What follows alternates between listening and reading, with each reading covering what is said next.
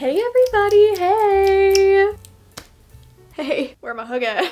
Today I'm doing another installment of my monthly media favorites. This time I'm gonna be combining both June and July. I planned on posting one for just June, but honestly, my June was a little hectic, and also I did not consume enough media somehow in the month of June to make a whole video about it. And I definitely made up for my media consumption in July. Wow, I really did that. Also, I'm so happy y'all are enjoying these videos because these are so fun for me to make because all I do every day is consume media. So, hey, it's productive if I sit here and talk about it. All right, we're gonna go in kind of a different order than I normally go in, and we're gonna start with the books I read. I only read one book in June. I told you guys June was rough, okay? I don't know where I was. I don't know who I was. In July, though, I managed to read 4 books. That was how I was reading last year, and for some reason I got into a huge book slump at the beginning of this year.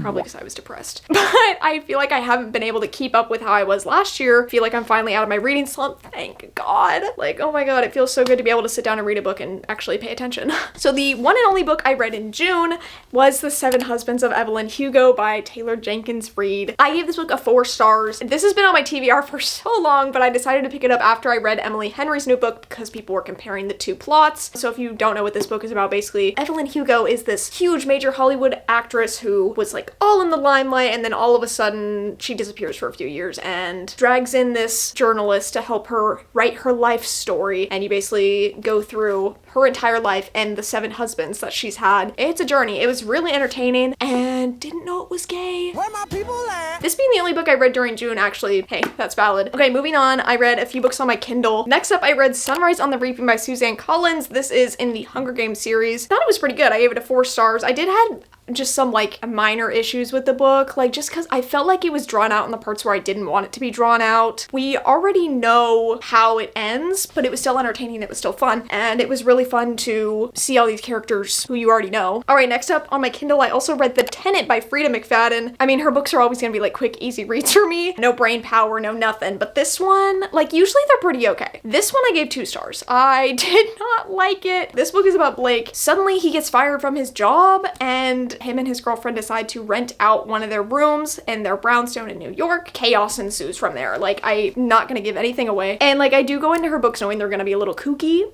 but this one, this one was just so dumb. This one was dumb. Moving on, next up I read Not Another Love Song by Julie Soto. This has been on my physical TBR for months. I was so excited to read this after I saw Heather read it on her channel, and it did not disappoint. I gave this book a 4 stars. This book is about Gwen, who's a violinist. She gets offered the role of first chair suddenly, and this guy Xander apparently had been really wanting that role, and he's like kind of famous. She's like in love with his band and it just kind of goes from there. I like needed something like this, I think, to push me further out of my reading slump because it was just fun. And I don't know, I just love a little romance book with music involved, as you'll see with my next read. But yeah, it was good. It was good. All right, and the last book I read in July is Sounds Like Love by Ashley Poston. I read it on my Kindle. I gave this book a 4 stars, and man, it was close to being a 5 star, but I just didn't get that feeling, you know? For some reason, me reading this book the entire time, I was like invested. I literally just finished this book today. Like, I am riding the high of reading this book. This book is about Joni, who's a songwriter in LA, and she decides to go back home to North Carolina because her family is going through some things.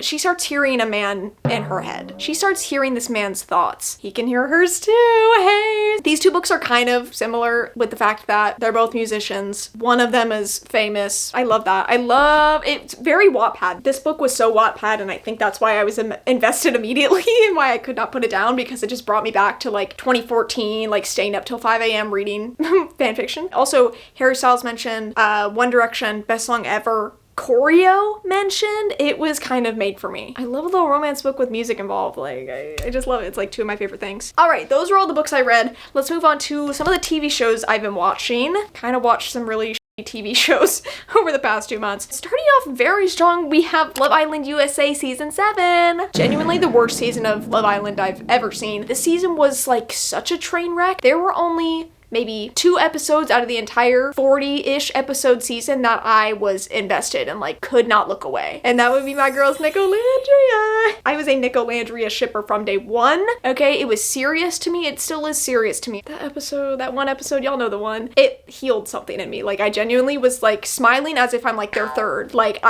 So season 7, hey, not great. Let's not do that again. Why do we have to kick off 2 people for being racist? Why don't we vet our contestants before putting them on TV? Anyways, the other show I watched was RuPaul's Drag Race All-Star season 10. Also not very good. One of my least favorite seasons of All-Stars I've seen. The bracket style, I don't think I enjoyed. And yeah, I mean, it felt like the winner was picked from the start. It would be different if this person hadn't been on the show 4 times. And she's talented. Love her. She's great. But that final lip sync, I'm sorry, she did not win that. All right, the last show that I'm currently watching because it's currently going on is The Summer I Turned Pretty season 3. Right now, where we're at in the season, this show is also draining mentally, okay? Along with the other 2 shows I watched. All I'm gonna say, without spoiling, I'm Team Conrad till the end of time. And to that point, I really dislike Jeremiah. Like, I can't actually stand to see him on my screen. That's all I'm gonna say. Moving on to the movies I watched. I don't know what happened, guys. I only watched 2 movies this month. I didn't watch any in June. Clocking in 0 movies for June. And then I only watched 2 in July. Like, I don't know. Where'd all the time go? First up, starting out very strong, I watched Zombies 4. I'm a Zombies fan. Okay, I am. I love those movies. I love that cast. That's family right there. And why lie? I hated this movie. I gave it 1 star. Unnecessary. We didn't need it. Could have ended with Zombies 3. Quite frankly, I thought we did. Did not like it, didn't enjoy it. I don't even know the plot. I can't even remember the plot. Then I redeemed myself and I watched K-Pop Demon Hunters, which also came out this year. I gave that a 4.5. Yes! Dude, why was it so good? Truthfully, I had not heard anything about this movie. I had just seen it everywhere, did not know what it was about. I went in completely blind. I was stunned. I was like, we are so back. Like, animated movies are so back. And the music, don't get me started on the music. My favorite song, thank you for asking, is gonna be What It Sounds Like.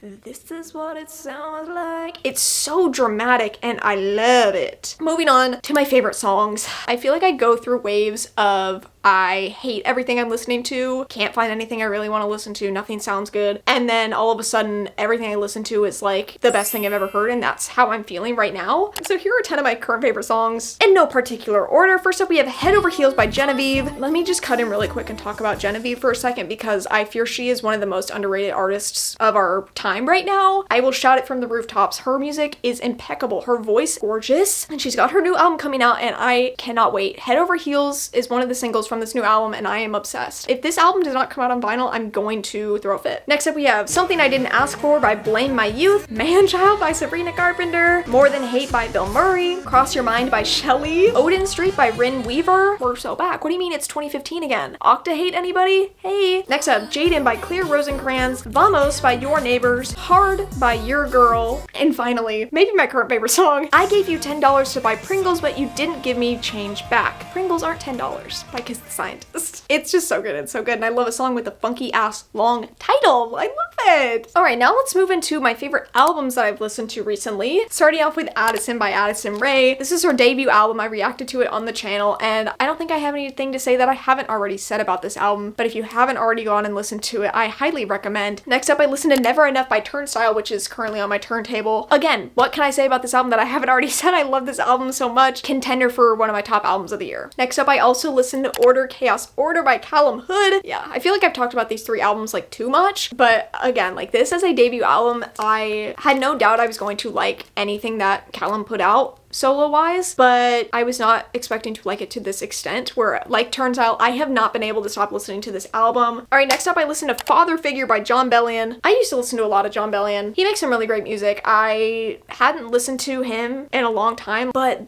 the singles for this new album, Father Figure, had come out and I heard them and I was like, wait, this is like kind of different and I kind of really with it. Like, I kind of really like it. So I was excited to hear what the rest of the album would sound like. And to be fair, this whole album, not my favorite thing I've ever heard. There are a lot of songs off this album that I don't care for, but the songs that I do like off this album, I am just so impressed. And I feel like no one's talking about it. Oblivious, Get It Right, Kid Again, Modern Times, Don't Shoot. Don't Shoot is insane. I highly recommend going to check it out. All right, next up, I listened to Iron by Post Animal. I love Post Animal. I've been a fan of them since maybe 2018. Their sound is very nostalgic feeling, but it's also nothing I've heard before. before, if that makes sense. This album just feels like just a bunch of guys getting together and having fun. Hey, the whole band's back together. We have Joe Keery back on vocals for some of this album. This album is meant to be listened front to back. Like, I am trying to get my hands on a copy of it on vinyl because I could see myself listening to it a lot. All right, the last album I want to talk about. The only album I'm going to talk about today that did not come out this year. And that would be Right Where You Want Me by Jesse McCartney, which came out in 2006. Yeah, I'm going through something right now, and I'm not sure what that is, but I can't stop listening to this album specifically. Like, of course I loved the song Right Where You Want Me when I was a kid, and so for some reason I heard this song again the other day, and something like clicked in my brain, and I decided that actually all I want to listen to is songs from this album, so that's what I've been doing. First listen through I was like, okay, this is fine, I guess. I don't know, my 5th or 6th listen, I was like, okay, why is this kind of the best thing I've ever heard? I would say it's a pretty solid album as far as like early 2000s pop music goes until you get to that last song. Like, love this album down until you get to that last song. What are we doing? Daddy's Little Girl? I'm ignoring that song. You know, back in the day when like Disney would hardcore push Jesse McCartney in everybody's face, like, oh my god, look, you should be obsessed with this boy. I never fell for that.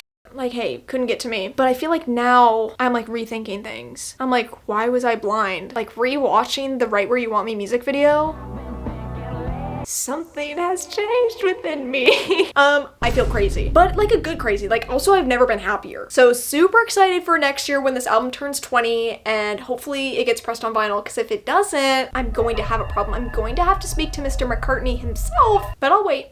I'll wait until then. But if you see me talk about this album for the next few weeks, for the next few months, however long it may be, I'm sorry. Let me just apologize in advance. I fear this is a new obsession for me, and I'm just warning you now. We made it to the very end of this video where I'm going to show you some of the vinyl I have picked up over the past 2 months. I just did a huge haul a few videos back, so I'm not going to show all of those again because I don't want this video to be super mega long, and also I don't want to be repetitive. So go check out that video if you want to see like 9 records that I got, but there are a few more that I've gotten that I haven't been able to talk about yet on here, so I'm gonna do that now. First up, we have Static and Silence by the Sundays. This is the 2025 repress I just did. This is the Moonglow Galaxy pressing from Interscope. It's an Interscope exclusive, and I love it. It looks like the moon.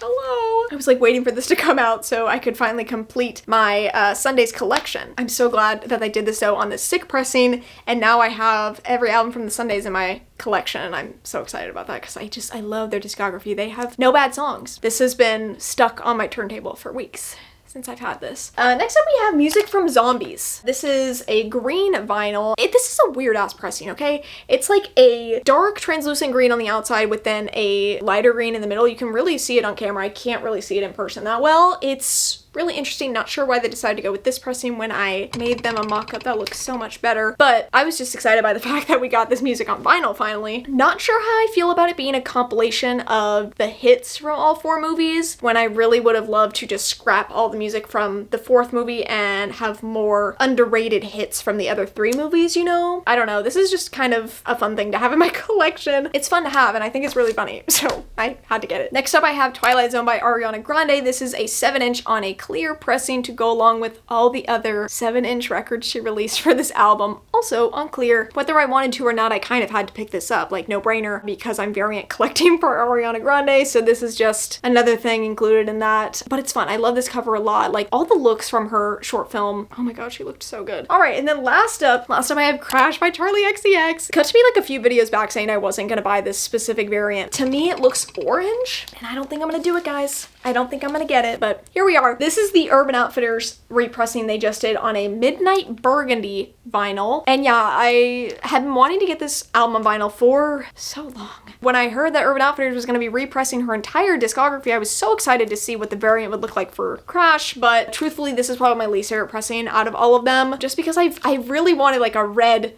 pressing for this album. The more I thought about it, the more I was like, okay, am I actually gonna spend like $60 on the variant I actually want? I was thinking about it more, and then, you know, I ended up at Urban Outfitters the other day and they had this in stock. It was the last one, and I said, well, yes! This was also limited to 5,000 copies, so I felt like it's now or never. I either get it now or I'm never gonna end up buying it. So, I also got like 30% off of it. Those are all my media favorites for June and July. And yeah, if you guys enjoyed this video, you can hit a thumbs up. You can also subscribe down below for more videos from me. But yeah, okay, I'm gonna go. I'll see you guys later. Bye.